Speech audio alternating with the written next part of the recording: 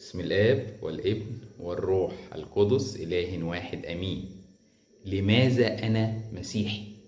من أهم وأخطر الأسئلة اللي لازم تكون إجابتها واضحة وصريحة في فكري وفي قلبي ومؤمن بها جدا. أولا، لماذا أنا مسيحي؟ لأن المسيحية هي الديانة الوحيدة اللي مش قايمة على إن ربنا اداني مجموعة من التعاليم أو من الفرائض المفروض إن أنا أعملها علشان أرضى الله إطلاقا. مسيحية قايمة إن الله له كل المجد أعطاني نفسه، ومن خلال التحادي بيه أستطيع أعمل كل الفضائل الجميلة من خلاله هو، مش أنا أعتمد على نفسي عشان أعمل فضائل حلوة أرضى الله، بل الله جاء وأعطاني نفسه، ومن خلال التحادي بيه أستطيع أن أنا أعمل كل الفضائل الحلوة بنعمة ربنا.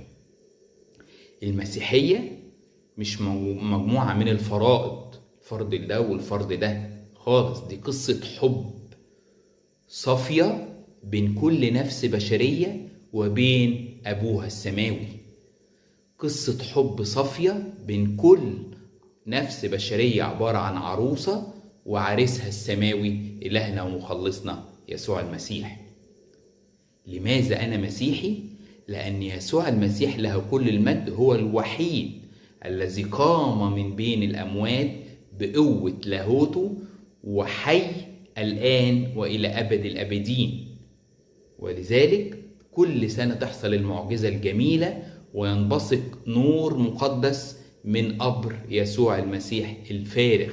هو القبر الوحيد الفارغ عبر كل العصور. لماذا أنا مسيحي؟ لأن يسوع المسيح أعطاني روح القدوس تسكن جوايا، ترشدني وتقويني وتبكتني على الخطية وتقويني لما أكون ضعيف، وتخليني دايما فرحان بإلهي وربي يسوع المسيح. لأن المسيحية هي الوحيدة اللي ربنا بيقول لي أنا عملت لك مكان حلو في ملكوت السماوات تعيش فيه بأجساد نورانية وليس بهذه الأجساد المائتة. أفضل عايش فرحان أشكر وأسبح ربنا بدون أي وقوع في أي شهوات أو غرائز أخرى.